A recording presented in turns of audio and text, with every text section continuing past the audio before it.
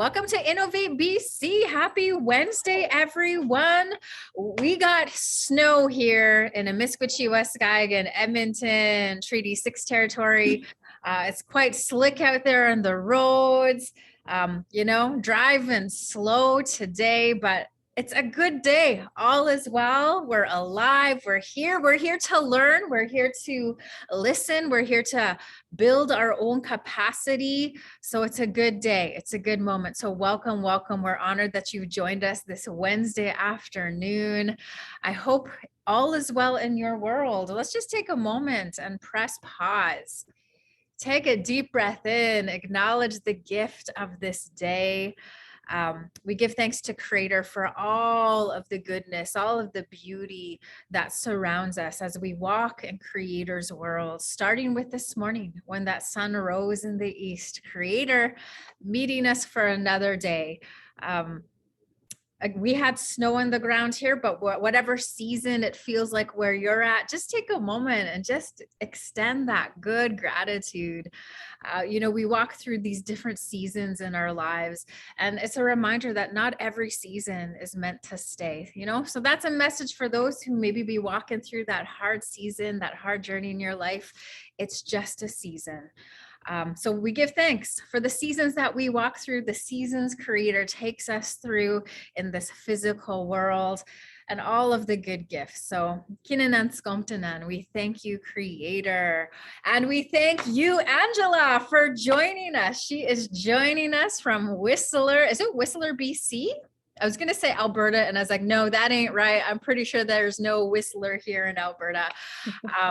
So she's joining us. She's going to talk about working effectively with the government. So she's going to bring some really good information to us today. Just also reminding you, it is the first Wednesday of the month. At the end of every month, we do a draw. So say if you came to 4 of the sessions this month and you filled out those evaluation links that are sent to you, your name will be entered 4 times into a draw, and you will win a gift card. So we love to hear your feedback. We love to hear your voice. So when that link is sent to you, please just take a moment and just, fill it out. Let us know how things are going. Maybe you have some feedback, some good things that you might want to see, topics that you might want to see covered. So we always just love to hear from you. So please take a moment to fill that out. I believe there will be time for questions and answers and comments at the end of today's presentation, but by all means, there's that chat box at the bottom. Please use it.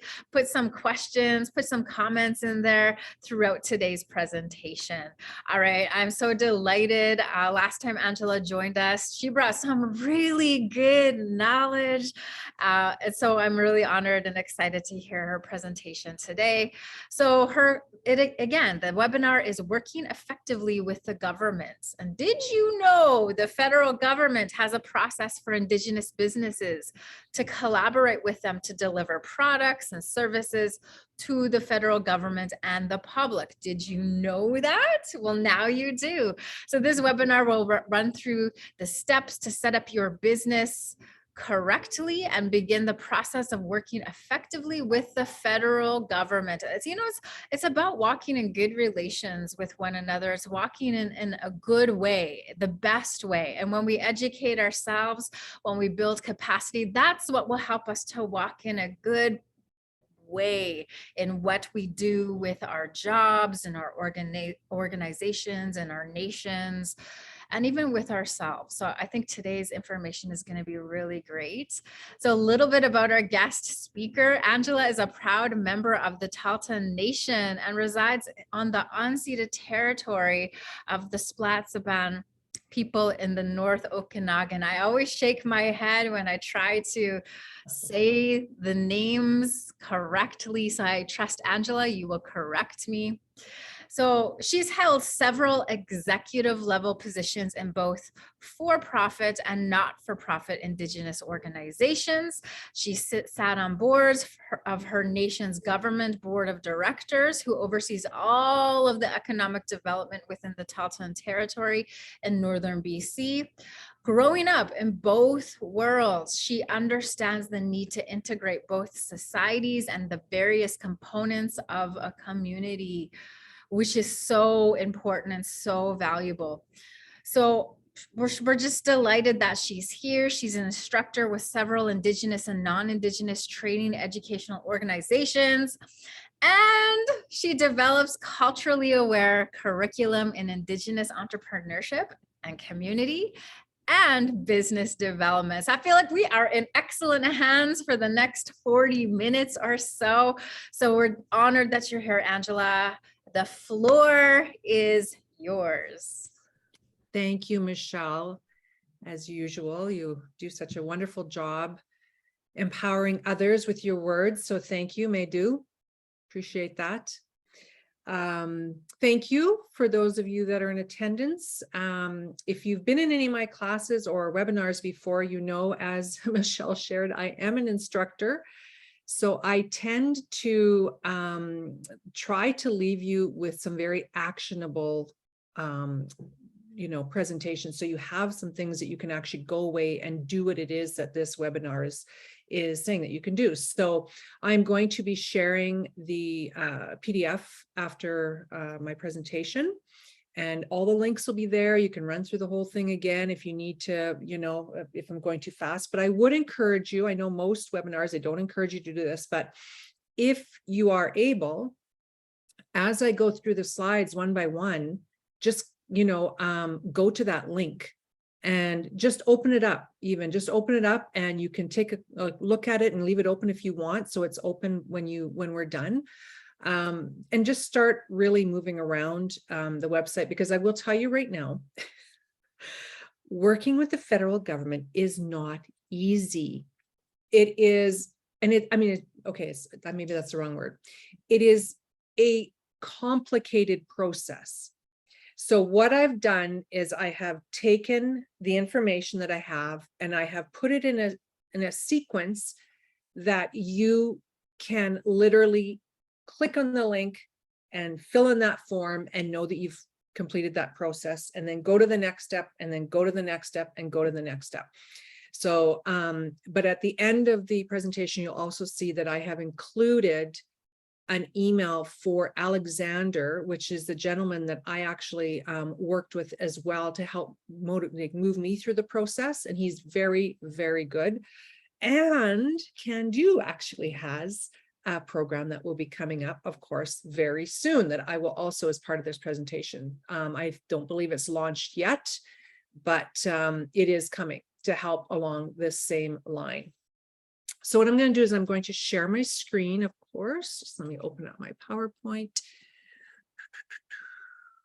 Here we are. Please tell me if you can all see that. Okay, thank you.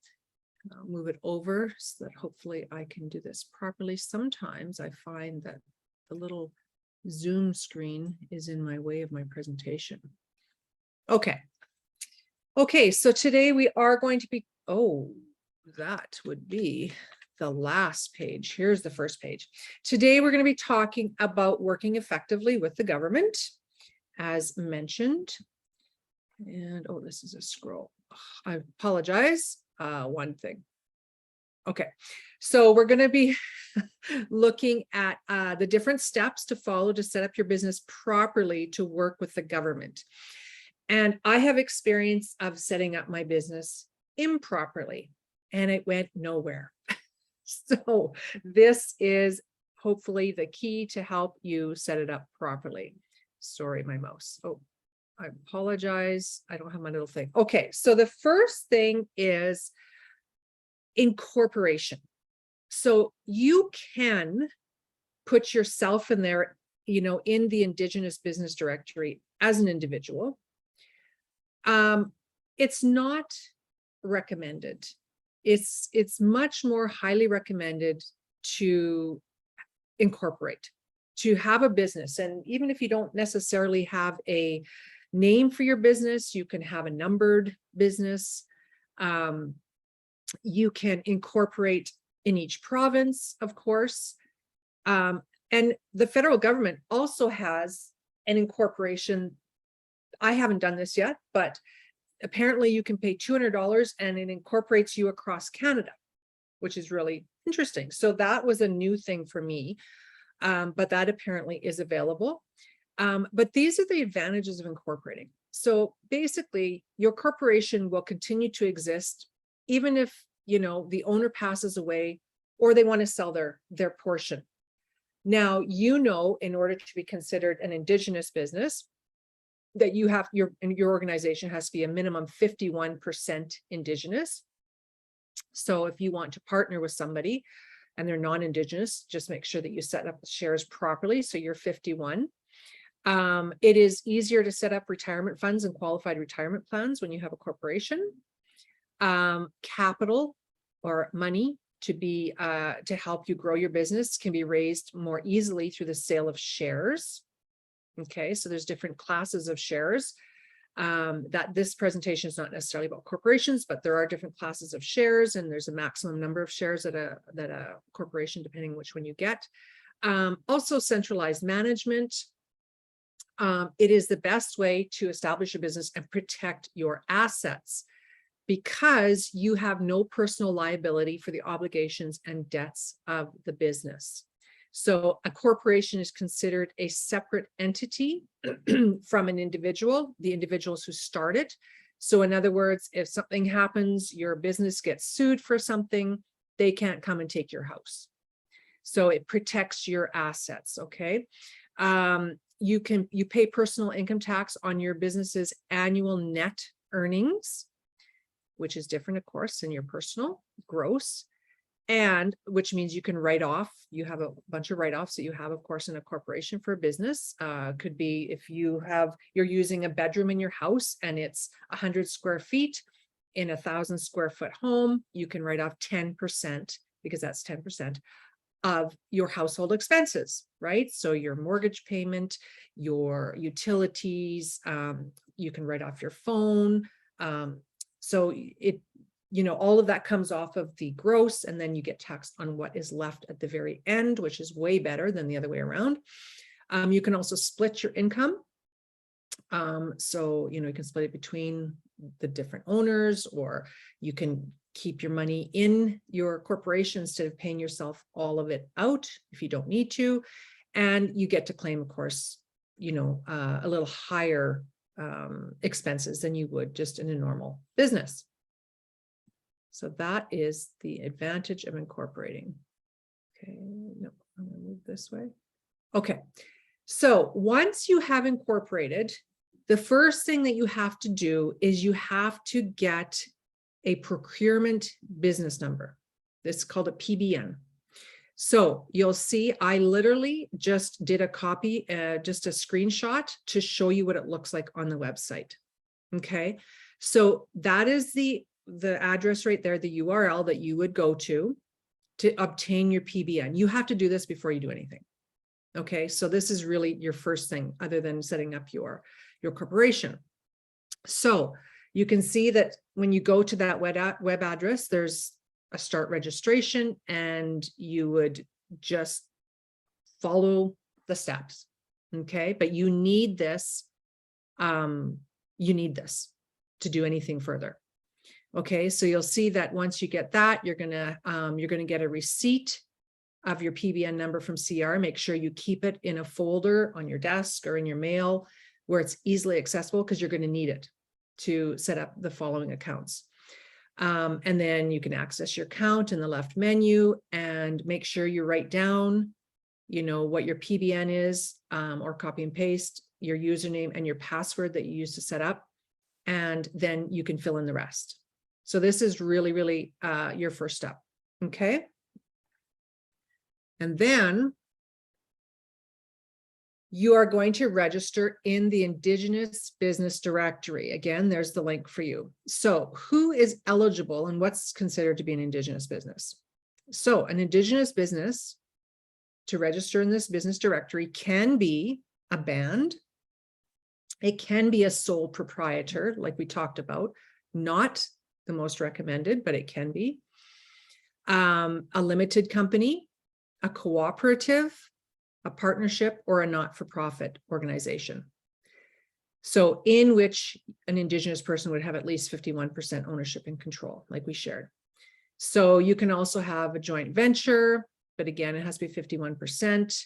So this, but you want to make sure that you are registered in this Indigenous business directory, because often people will, different organizations will go specifically to that business directory to work with Indigenous people, Indigenous businesses. So you want your name and your business in there as soon as possible. Okay. Now, the next thing you're going to do is you're going to enroll in pro services. And the reason I say it's the next thing is because if you're a new business, maybe you do, maybe you don't, but most new businesses do not have business revenue over $100,000 right away. And you have to have a minimum 1 year in business as well. So this is for pro services. You would go to that portal, just as written there. There's another program that we are not going to cover, but that is a program for businesses with a minimum of $300,000 in annual revenue, and that's TBIPS, and we'll kind of touch on it later. But this is for, for most startup Indigenous businesses. So it's really easy, but you'll see that you have to have your PBN right away. So that's one of the first things that it has on there. What is your PBN? Confirm it, and then you would fill in the rest. So this is so that you can start getting access to work packages that would fall within your experience, basically, is what they're looking at. That's why they call it pro services. It's once you get bigger, you won't be in there anymore. The pro services website also provides you with information about different business streams within pro services. So if you go to that link, then this is just a small snippet of the page. As you scroll down on the page, you're going to see that there's lots of different streams. Okay, I couldn't fit them all onto this screenshot, of course, but there's lots of streams. So you basically find out where do you fit, and then you can click on that and get more information. So this will tell you what falls within the pro services area. Okay. Now the next one is, once you are, and you've been all set up with your pro services account, you're going to go to this website, and it's basically the same one, but it's found under the solicitation dashboard. And this is within the portal. And there's the link, of course. Now you'll notice on the solicitation dashboard snapshot, it's showing you what's open. So if you go look down the method of supply, you fall under pro services. So that's the fourth one down under the SBIPS. Okay, so that is the one as a pro services member that you would then click on to fill in the form for that. Okay, so again, I know this is lots of information, but you will have this so you can follow this through. And there's lots and lots. And it does change. I believe it's quarterly that they change this. And you'll also get emails. And then also, you would know about this, the canadabuys.canada.ca. If you have an Indigenous business or they have moved, that their procurement is all online. So this is the website you would go to. And this now takes you a step further.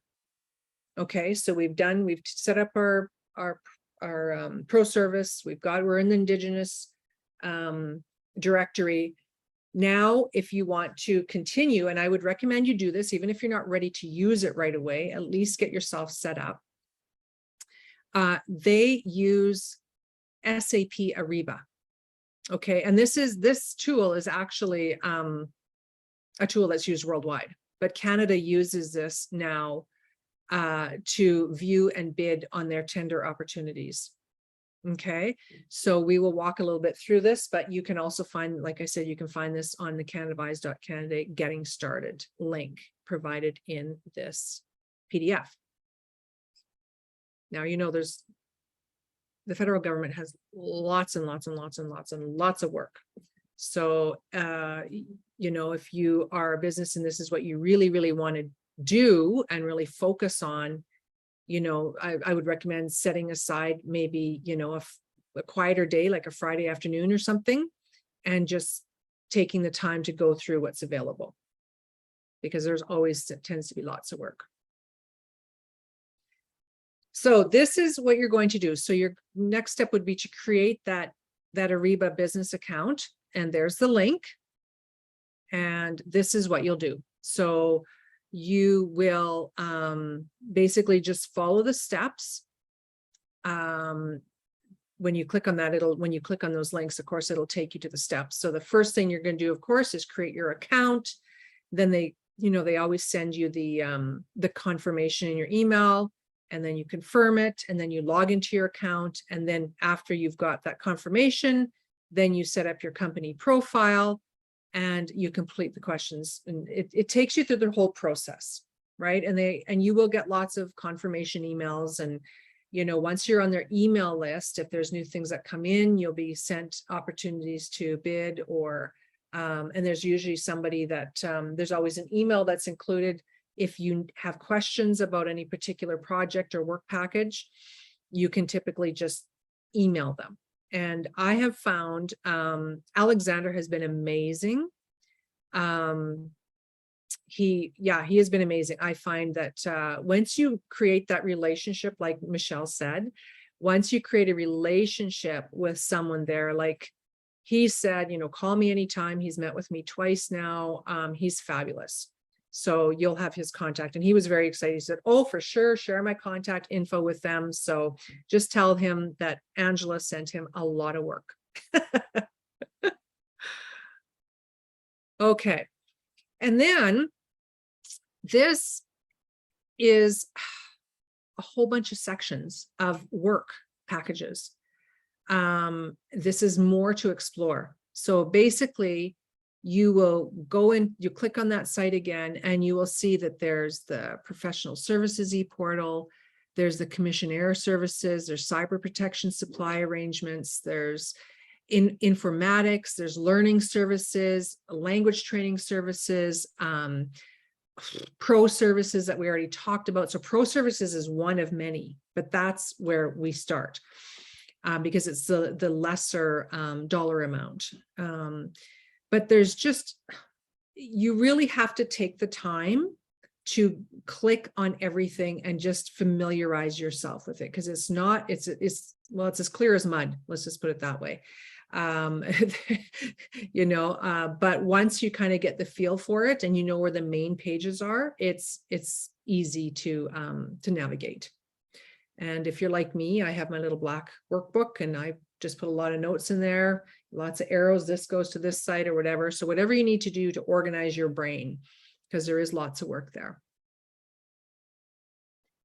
And then of course, you can also find lots of tender opportunities. Again, these would be for the bigger Indigenous, well, they're for everybody, but for bigger Indigenous companies, organizations, this is where you would, beyond the pro services, start bidding on some bigger projects, like multi-million-dollar projects.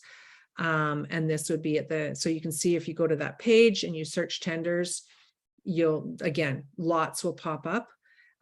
There are several projects that are what they call set aside business, which means they are set aside specifically for Indigenous businesses. Why? Which is why you really, really want to get your name and your business, excuse me, into the Indigenous business directory. So there's lots here, lots to look at. And then of course, Can Do. they are working on a Procurement Assistant Canada in partnership with Can Do. They're going to be creating or renewing their mentoring and coaching program. And Alexander actually brought this up to me. And he said that, he's excited to hear about this again. So this again is a very quick run through that you would have. All of this really is work that you're going to have to do on your end. But there will be a mentorship program. And again, there's Alex's email. So he said, reach out anytime. So if the mentorship program is too far off for you and you want to get started sooner than later, you can just contact him. And then, yeah, that is the steps, folks. I know that it's short and sweet, but to be honest, that is exactly what you need to do to work effectively with the government. You have to have all your ducks in a row.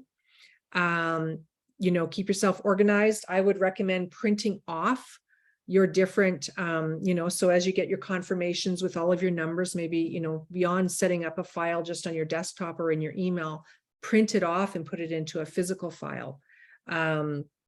Just organize yourself. It'll be a lot easier, because if you've been away for even a week, like I found that I had talked to Alexander about 3 weeks apart. I was like, oh yeah, he had to refresh my memory. Now, if I had been smart and put it in a more organized manner, it would have been a lot easier. So anyway, but feel free at any point in time if you want to reach out to me. I'm not the best person to help you through the process. But if you need someone to do it for you, you can reach out to me. That would be fine.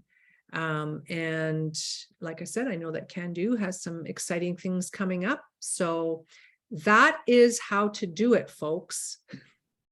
That is great. That was really thorough, really good information that you brought, and that good resource of Alexander. Like, what a great resource that folks can tap into.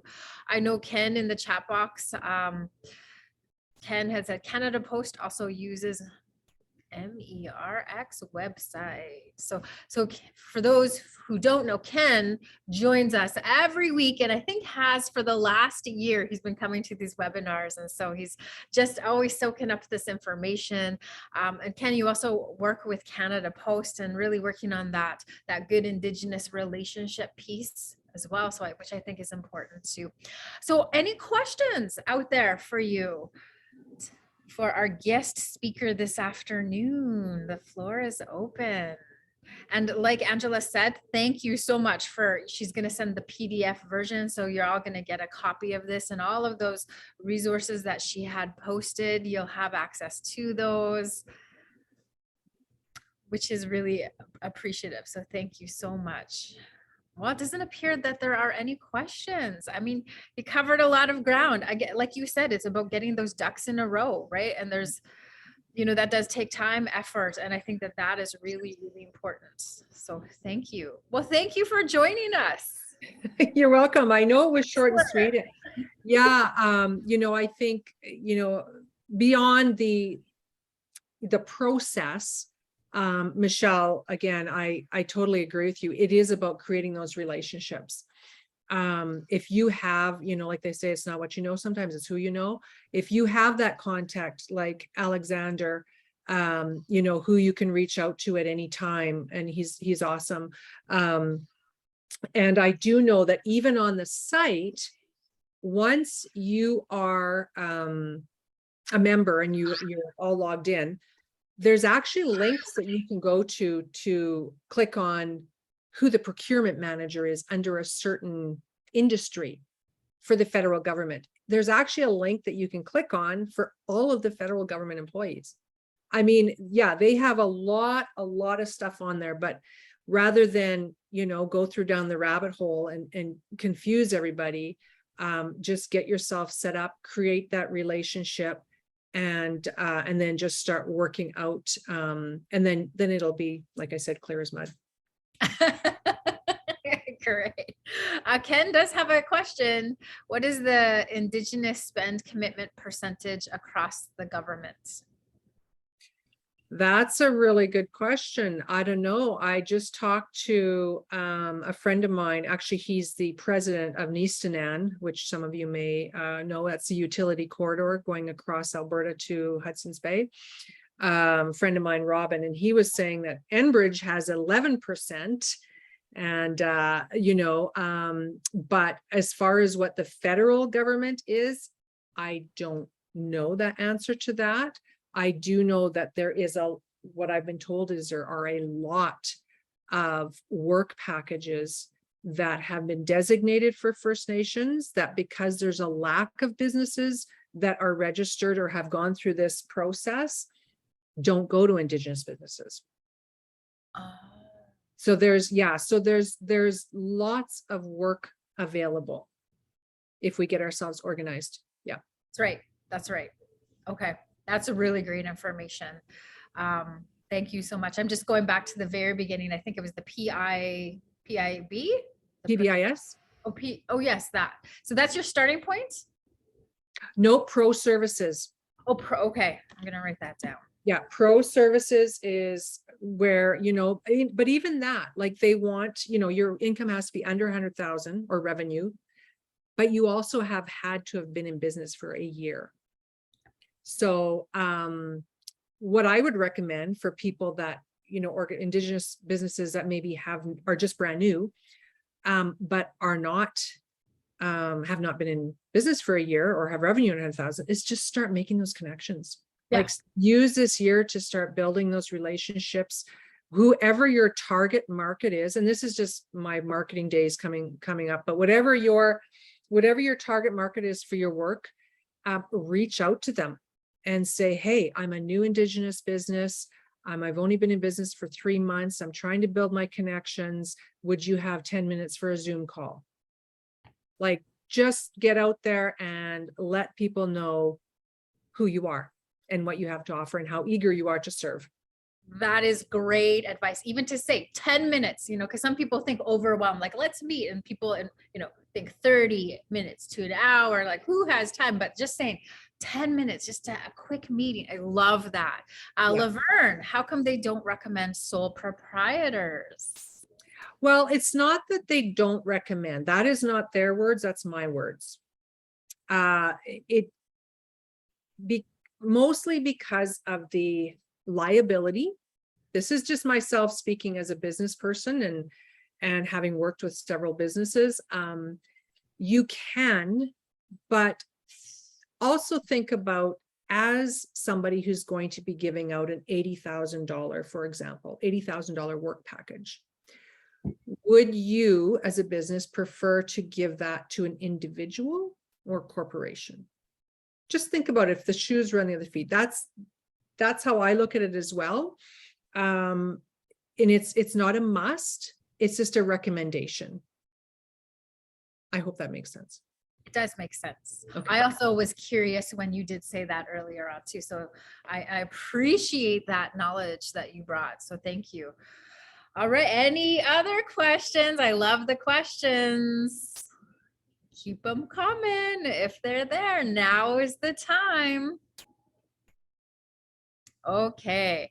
Well, again, Angela, great to see you. Great to have you here. Thank you so much. It's a great reminder. Get those ducks in a row. Thank you. And y'all, thanks for joining us this Wednesday afternoon. And I hope to see you again. So be well, and we'll see you soon. May do. Thank you.